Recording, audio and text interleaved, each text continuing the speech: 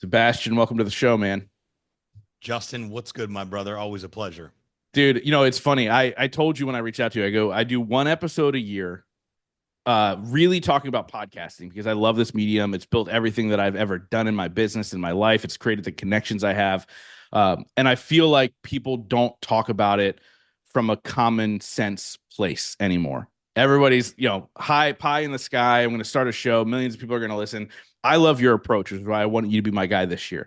No nonsense, straight to the point. And I also love your tagline: podcasts suck if you don't have one. That's right. But dude, I love it, man. So, Sebastian, I'm excited to dive into this conversation with you because you are the man when it comes to all this information. But let's dive into who is Sebastian today, and then we'll break down how you got there.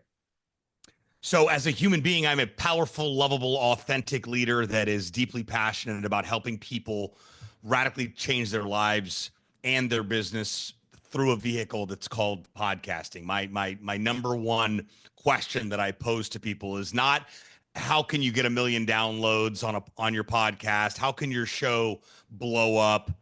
But more of who do you get to become because you made a conscious decision to become a podcaster. So my healing journey of as a human being over the past 10 years has now trickled over into the work that I do. And I never really intentionally set out for that to happen. But when we make a decision to go in and figure ourselves out and become fully accountable for our lives and take complete ownership and really show up for ourselves so we can show up as the best version of ourselves for others, incredible things start to happen. So yeah, do we help people start podcasts? Sure, but I feel like I'm doing more of a enabling people to step into a different version of themselves so they can start living in their purpose on purpose. Dude, I fucking love that. And obviously, the content you create on Instagram is really, really good. And a lot of that is you speaking on stages, and you can tell that you have so much heart in this game. It comes from such a different place, and that's what I love about what you're building here and what you're helping other people build. Why has podcasting for you become so transformative, and why do you think it can transform other people's lives? Well, I think that number one, it's a huge networking tool. In fact, I would argue that it's probably the best networking tool available to date. It gets you in front of people that you wouldn't ordinarily be able to get in front of, prospects, people you want to build a relationship with, large brands, names, whatever it might be for you. Number one. Number two, it gets your content game in check and consistent because a majority of business owners, entrepreneurs, marketers, whatever you want to call it, suck at consistent content on a daily basis. So they're showing up where the eyeballs are at, which is in the newsfeed. And then the third component is most people are absolutely terrified of public speaking. They don't know how to communicate. There was a story that was adapted a long time ago that they told themselves, I can't do this. What is it? What is the statistic? People's number one fear, public speaking. Number two, Yeah, dying. I yeah, mean, what? it's wild. Riddle me that one. So becoming a podcaster and showing up consistently and getting those at bats and those reps in, recording new episodes, being in front of a camera by default naturally improves your communication skills, and you start to peel back those layers of the illusion of fear of actually speaking and realize, hold on a second, maybe, just maybe, people do want to listen to what I have to say. Yeah, dude, it's such a great answer, and I want to throw out some statistics, and I want to break down some things in the podcast space. So we talked about this before we hit record. 80% of podcasts do less than 100 downloads an episode. Whenever somebody comes to me and says, "Hey, I want to start a podcast," that's the first thing I tell them. Because here's another statistic: 78% of shows don't make it past the first 7 episodes.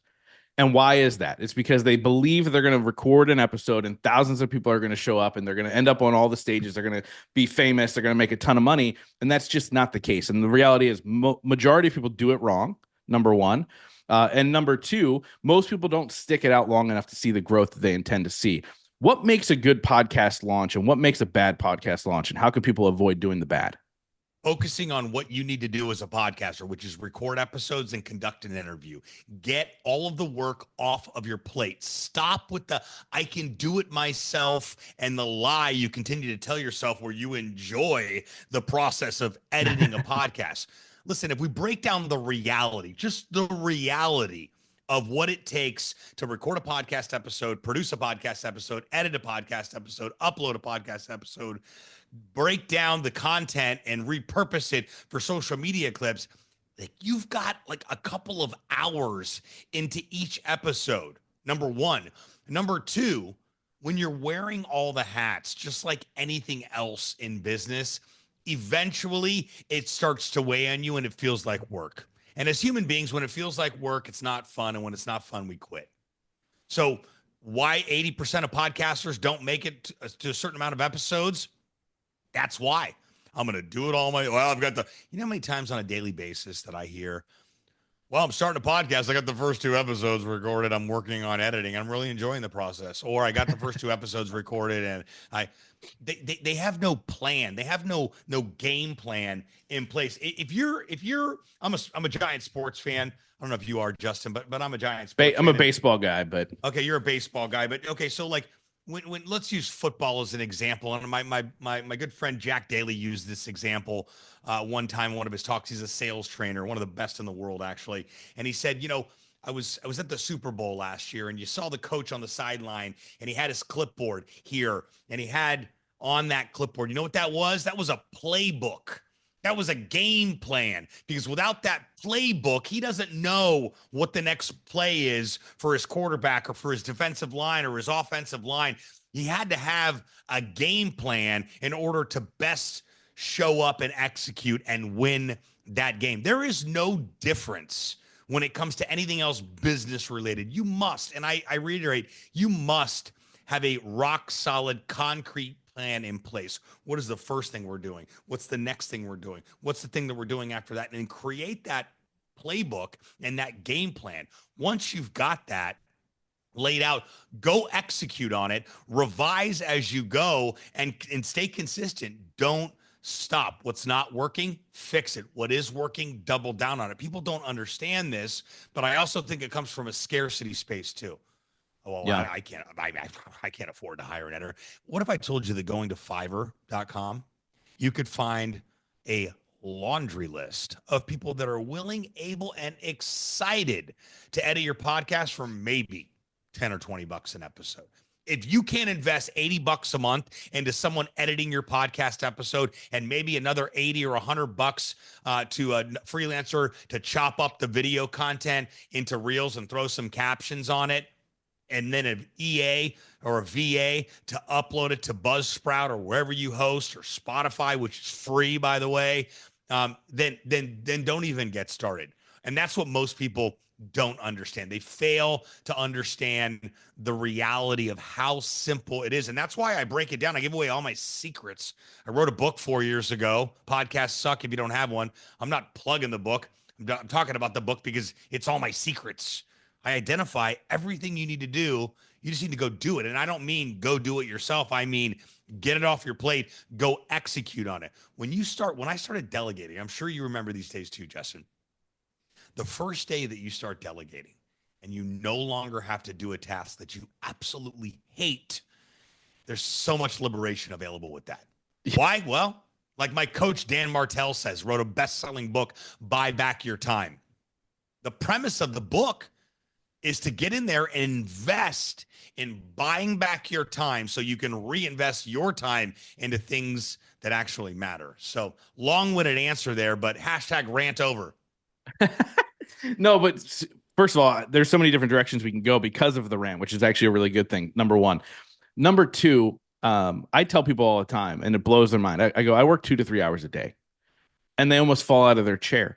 And I'm like, why are you falling out of your chair? Like, anybody can do this, right? You might not be able to do it when you start. When I was starting, I was working from 8 a.m. to 8 p.m., burning the candle at both ends, trying to freaking get through my day. But as you grow and build, you can put systems in place, hire the right people, and now you're no longer the grunt in your business. And if you're still the grunt in your business, you've got a real problem. I also love the fact that you mentioned, if you can't afford these things, just don't do it. Go find a way to afford them, then do it. I think people miss that part. There's so many people going, oh, it's so easy to start a podcast. I'm just going to start a podcast. And they're just throwing stuff at the wall. Like, how do you sit down with somebody who wants to launch a podcast, and how do you systematize for them? I think a lot of times people get in their own way, but you're probably really good at making people get out of their own way. So talk a little bit about that system and that process that you do with the clients to make sure they're in line with what they need to do. Yeah, I mean, first things first, you got to make sure your mindset's thinking like, do you want to do this, and do you understand why you're actually doing this? Let's get very explicitly clear on that. And then, are you coachable? Are you open to feedback, and are you coachable? If you are, then I'm going to tell you exactly what you need to do. I'm going to welcome your feedback and questions on that. But I've been doing this long enough to know exactly what you need and what your blind spots are in order for us to make this a reality. So we do 4 calls when they join our 90-day launch program. We do a call once a week, one-on-one with me. I'm not sending you to some course to watch some videos and telling you go do this and we'll touch base next week. I'm rolling my sleeves up with you. And on our first call, we're figuring out why you're doing what you're doing. We're figuring out what we're going to call the show. We're figuring out what kind of show it's going to be. What type of format? Are you interviewing people? Are you sharing your expertise? Is it going to be a hybrid model? And then we start working on what the cover art initial concepts are going to be, which is really your only branding aspect outside of the micro content. Second call, we're starting to work on their intro and their outro, which are the bookends for each episode. Each episode starts with an intro, ends with an outro, and then we work on a promotional teaser and trailer. And there's a couple reasons that we do that. Number one, it's a promo piece to put out and say, hey, I'm launching a podcast coming soon. Number two, we need an audio clip to post to Buzzsprout so we can set up distribution. Number three, that we want that to be the first thing before episode 1, so when new people find the show they can listen to the teaser, think of a movie trailer and get an idea of what the show is all about before diving into the episode. On calls 3 and 4, we're mapping out episodes 1 and 2, and I'm preparing and coaching them on exactly how to record these episodes, working on pacing, tonality, how to talk, how to ask questions, how to make sure you're 100% yourself, what it looks like for episode 1 and for episode 2. And then, close to week 5 and 6, we're ready to launch the show. As soon as we launch the show, we immediately put them into our ongoing incubator for 12 months, where we're doing all the back end production and editing for 4 episodes a month. We're doing 3 pieces of micro content, social media clips for each episode. We're editing the episode, doing show notes, titles, episodes, uploading. So the only thing that they have to focus on ongoing is recording new episodes, uploading the raw content. When the episode drops, post the clips and move on with their day. So I've been refining this process for the past 9 years, where I've found that people are busy and most plates are full, and people don't need to be doing anything with the podcast process, launch or ongoing production, other than recording episode, making decisions with the launch process, recording what needs to be recorded, and then ongoing recording those 4 episodes. Why are you a Buzzsprout guy? I like their platform. It's fair. I just wondered. Yeah. Have you ever logged on to Libsyn? Yeah, I use Libsyn. Yeah. I mean, I want to punch a baby every time I log into Libsyn. I think I'm pretty smart, but I get in there and I'm like, I don't even know what's going on here. Yeah, I don't even know where to put a new episode. I've used a number of different platforms. Buzzsprout's really clean. It's a really clean platform, easy to use. I like the team too. Yeah, I like the Libsyn team. So that's the thing. I'm a Libsyn guy through and through. I'm one of the few people that has like a what are they called? Like a code where I get paid if somebody else signs up. I've been with them a really long time. So that's another thing with Buzzsprout. Another great thing is that we run our entire agency under my account. So all the client has to do when they set up an account, they get $20. I get $20. That's cool. But more importantly, they add me as a team member under my email. And when my team logs into my Buzzsprout account, we just click the drop-down bar and all of our shows for the agency are in one account in one. That's great for podcast producers. That's amazing. Yeah. I mean, yeah, shout out Buzzsprout, right? Like they don't pay me. Nobody pays me, but shout out Buzzsprout. That sounds amazing for what you do. Buzzsprout will pay you. They give you $20. Yeah. Buzzsprout. They give you $20 and Buzzsprout bucks. That's fair. That's fair. But more importantly, man, we're talking a little bit about, we mentioned earlier the statistics of podcasting. You take that into consideration. Very few people make money on sponsorships with their podcast. I went back and looked at the books over the course of my show, and I probably started year 5, or I'm sorry, I probably started year 3 getting sponsorships, and I've done over $150,000 in sponsorships for my show.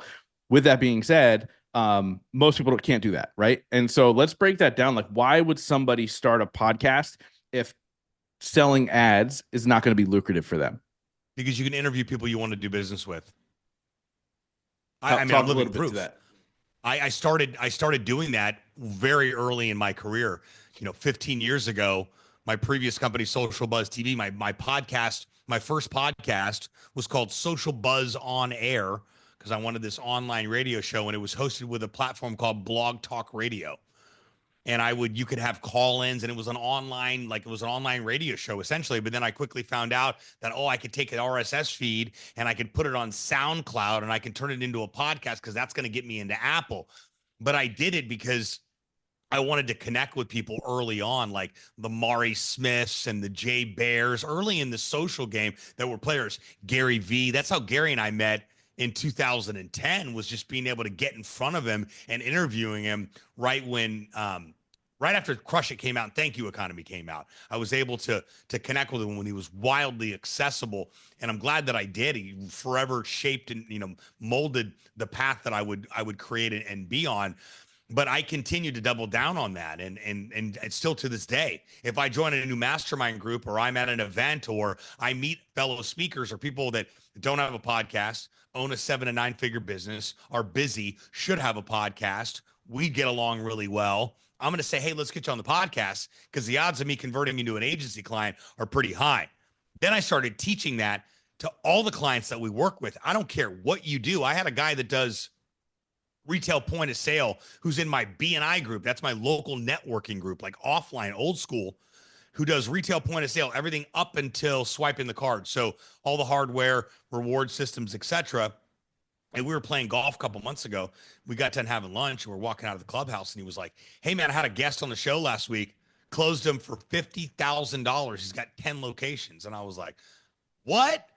These things are starting to happen more and more and more organically, because you're showing up and doing something for someone and stroking their ego first. And then at the end of the podcast episode, I'm going, so Justin, when you start a podcast, dude, the natural response is, of course, Sebastian asked me when I'm starting a podcast. You know what? It's been on the chalkboard. I know that's what you do.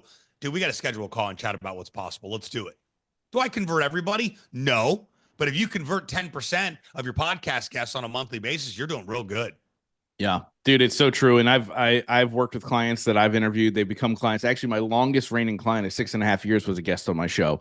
And she's been my client for 6.5 years. And so like, I've never intentionally did it. But it works. You're literally sitting there. And I always say to everybody, look, if you sit down with your perfect ideal client for 45 minutes and you talk about them and you can't close them, something wrong with you, not with them. Sales issue. Like, yeah, there's a massive sales issue. And that approach is so fascinating to me, especially when you're in a place where you're there to help them, right? And you're able to land that $50,000 client. Hey, you're paid for X amount of years at that point, right? And so like, he is good to go, and he goes, okay, I'm never getting rid of this show, right? Like, I think that's absolutely genius, man. So I want to ask you a question that I ask every single person on this show. Sure. It's a 2-part question. The first part is, what is your definition of success? And the second part is, what are 3 things you do every single day to ensure that success for yourself? Success is freedom. In my mind, making it in business is becoming a multimillionaire and having financial freedom, no debt, and being able to do whatever you want, when you want, wherever you want, with who you want.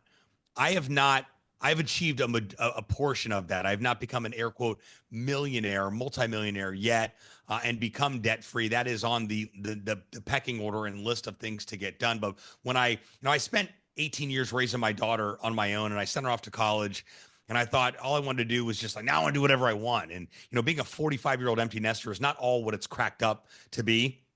But I'm still grateful for the space that I'm in. All my friends are having kids or have teenagers or whatever it may be. And that's cool and everything. But like, I can literally do whatever I want, when I want, how I want. And thankfully, with my business, it keeps me pretty busy and keeps me on the road pretty frequently.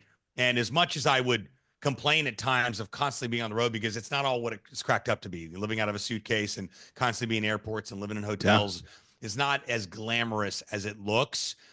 But these are the days I used to pray for.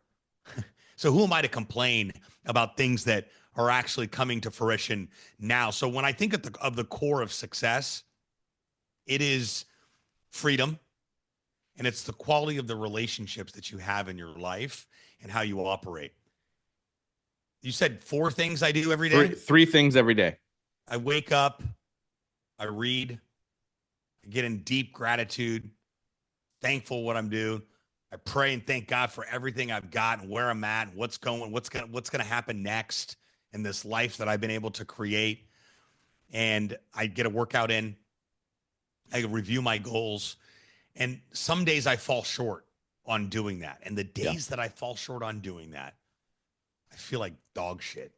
I absolutely do. And it's not like I'm this overachiever. Oh, I didn't run a marathon. It's not that. But how hard is it to go get 30 minutes of cardio in and go sit in the sauna for 20 minutes? Because the reward of getting out of that is just incredible. And that's my payoff on that. So I try to consciously start every day priming myself with those things. I just joined Dan Martell's mastermind a couple months ago, and he's just an exceptional human being and incredible coach. And he has 5 daily non-negotiables that are required if you want to ask a call on our weekly calls every Wednesday, and that really keeps me in check. And it's um, get a workout in at least 45 minutes, um, review your goals, read at least 10 pages, reach out to 5 people and get 5 people to respond back to you through conversations. And I'm falling short on the fifth one, but I know it's very important. I probably should know it already, but I'm still kind of new. But the reason I bring that up is that it keeps me in check subconsciously and consciously too. Because you can get on that call weekly and be like, yeah, I'm doing the daily non-negotiables, and lie. But like he always says, you're only lying to yourself. Yeah. So I try to focus on doing that. It's very hard to do on my morning routine. Is very hard to do on the road. So Yeah, dude. that's what I'm really working on. When you're on the road, like you said, it's not as glamorous as you'd like, and it really does break up a lot of things, especially if it's like an event you're speaking at. Like that stuff is all day. Like for you, so you're gonna have to wake up. I am not a morning person. This is probably the earliest podcast interview I've ever done in my life. And me too. Although I wake up early because the kids have to go to school, so the alarm goes off and I'm up. I'm not ready to be up. You know what I mean? Like I got other things I got to do. But the reason I asked that question is interesting. I've asked that question almost since the beginning. Probably year two, I started asking that question.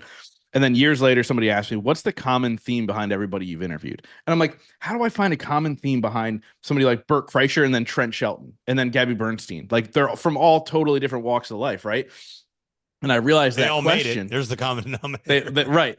But I asked that question, and every single person on the show, when they said the 4 things or the 3 things they do every single day, it was to serve themselves in some way, shape, or form, because you can't serve others if you can't serve yourself. So it was always like working out, meditating, reading a book, whatever.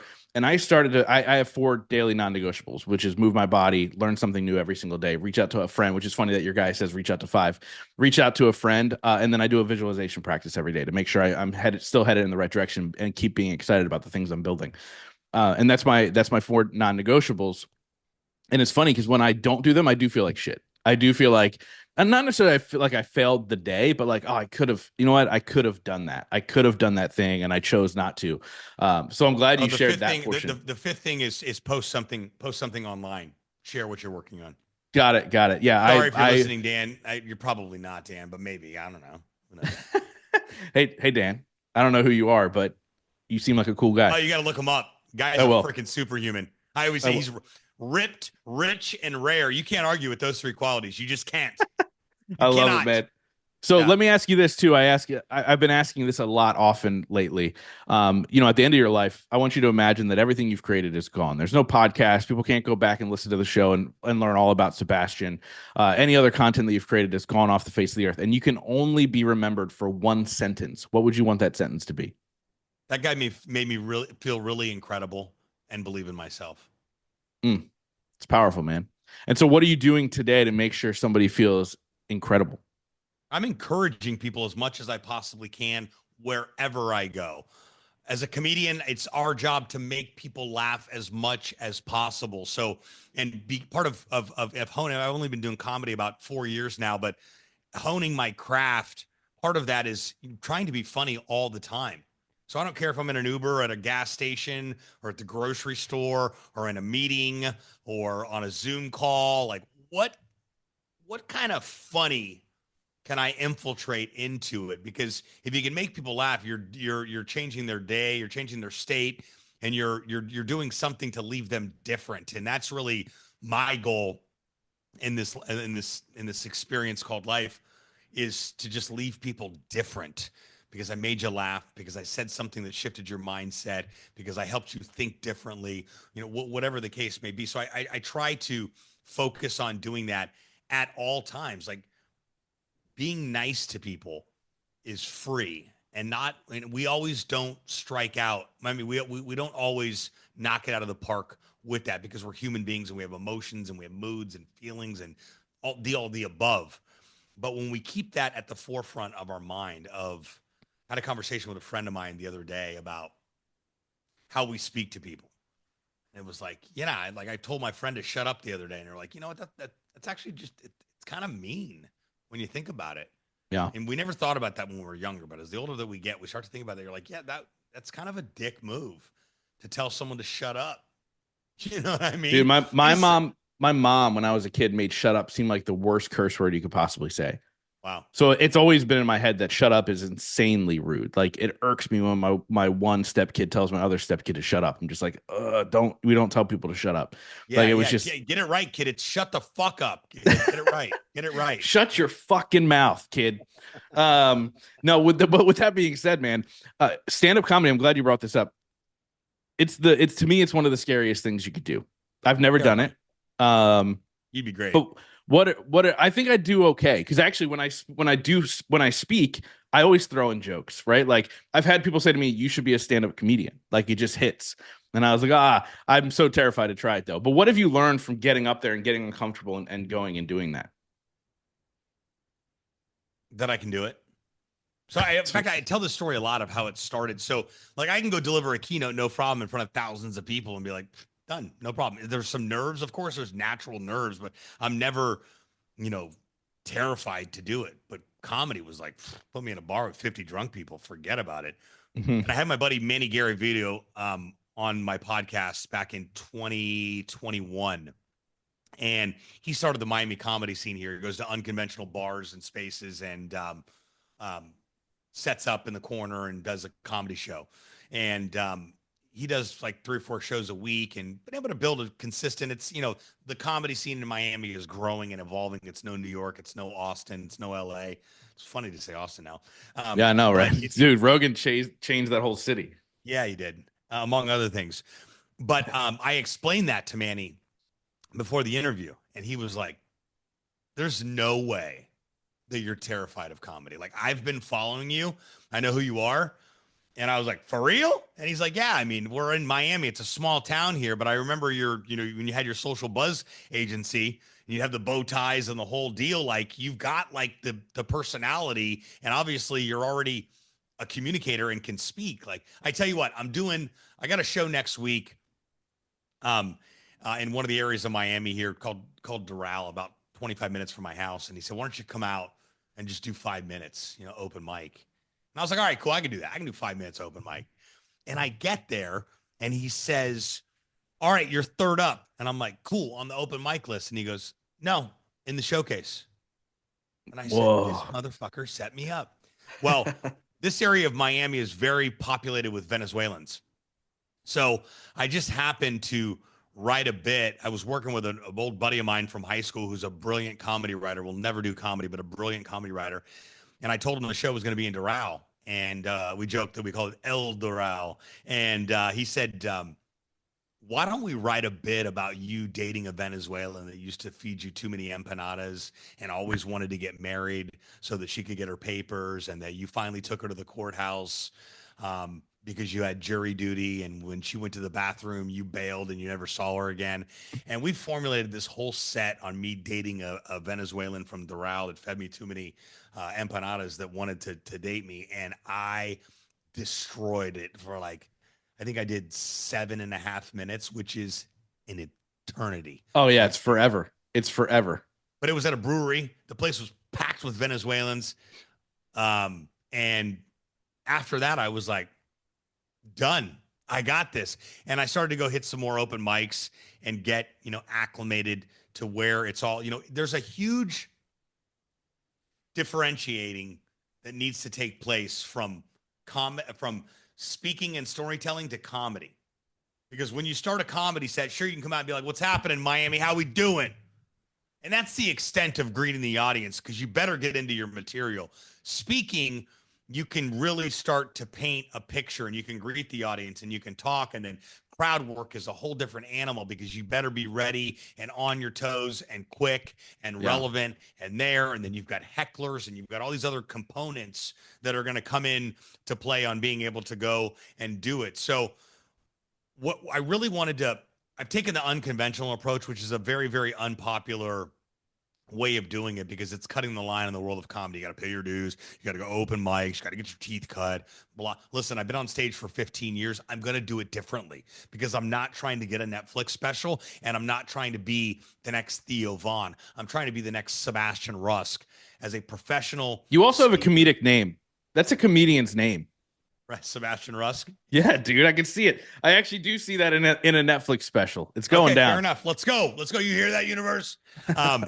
Cool. If it happens, great. But that wasn't the actual goal. The goal was to become a better communicator, because I've infiltrated comedy into the talks that I give. If I'm an effective communicator already and I can make you laugh, completely signed, sealed, and delivered game plan when it comes to speaking on stage. You're capturing their attention, you're shifting their mindset, you're making them laugh. And then, oh, by the way, but my offering, listen, if you book me to speak for your event, and you're considering another speaker, and you've got Sebastian Rusk, keynote speaker, comedian, and you just got Jeff Smith, speaker, I'm getting the gig all day long. Why? Because not only can I deliver a keynote with a comedic aspect to it, but at the VIP party, I can roast the attendees and sponsors. There's a comedic element to there that we're able to go in above and beyond just delivering a talk and teaching something. And I really wanted to prove to myself, like, okay, I've done open mics. That's cool and everything. And I've been able to work comedy into my talks for the most part. It's not a comedy show per se, but there are some jokes sprinkled in comparable to what you do. But I really want to go, could I, if let's, speaking of Netflix, could I pull off a 45-minute special given the opportunity? So I'm part of a networking or a mastermind group in Dallas called Apex. A guy named Ryan Stewman started it. Great group of misfits, business owners, wildly successful people, just getting started people. And I get to fly to Dallas quarterly and meet up with these people. And I've been in the group for about 4 years now. I absolutely love it. And I had an idea, because every time we fly in the first night, it's always like, where are we going to dinner? Where are we going to dinner? Where are we going to all these group dinners? And I'm like, if I go to one more group dinner, like, there's only so much traction you can gain. Like, if you got to get the right place, or they're going to get your orders screwed up, like, let's do something different. So I was like, what about if we, because they own a building and they gutted the first floor out and turned it into a theater, so they had to stop rent, so they could stop renting hotels. Brilliant move. Plus headquarters is upstairs, Yeah. etc. It's like our home base. And I'm like, what if we turned the theater, which seats like 225 people, into a comedy club? So I rented it that night, sold a sponsorship for it, made the sponsor a heckler, and brought, Ryan did 10 minutes. My daughter opened up for me. She lives in Dallas. My brother had never done comedy before. He's a speaker. I made him do it, made him do 10 minutes. And then the MC for Apex, who's just a really wildly colorful dude.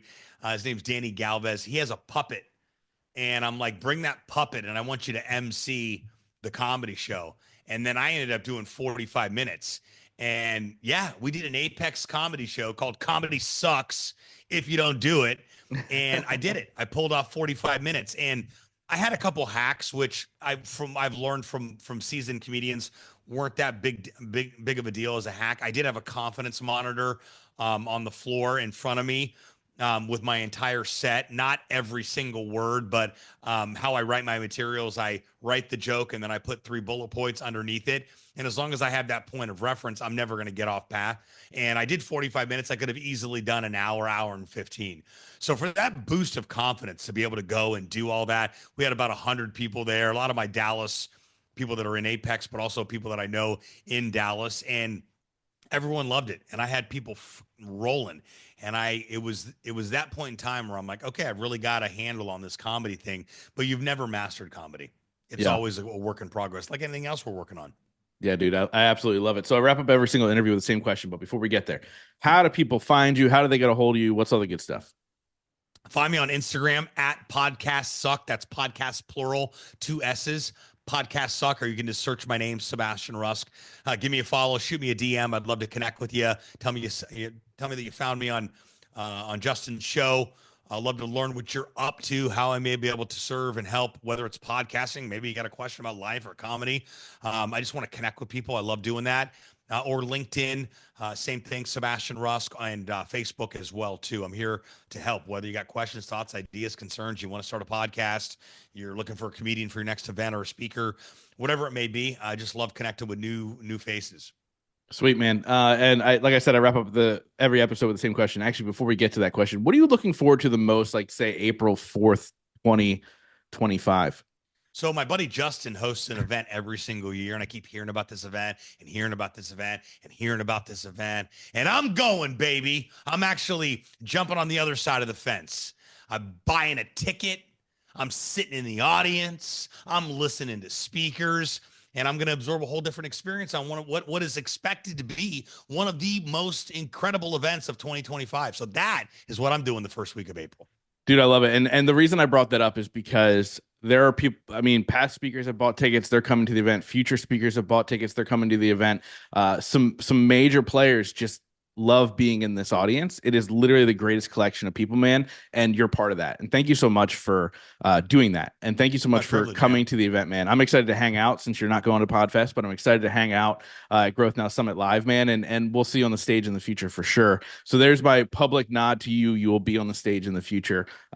Because you bring the fire, man. And like this I said, is all being recorded, just so you know. That's what I said. It's public I've got record. documentation. Okay. It is public record.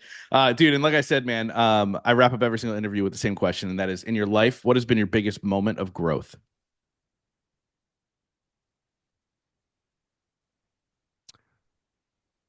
Realizing that I don't know shit. And that we've got an opportunity every single day to figure it out, because that's all we're doing anyway. All of us are just making it up as we go and doing the best we can with the resources we currently have.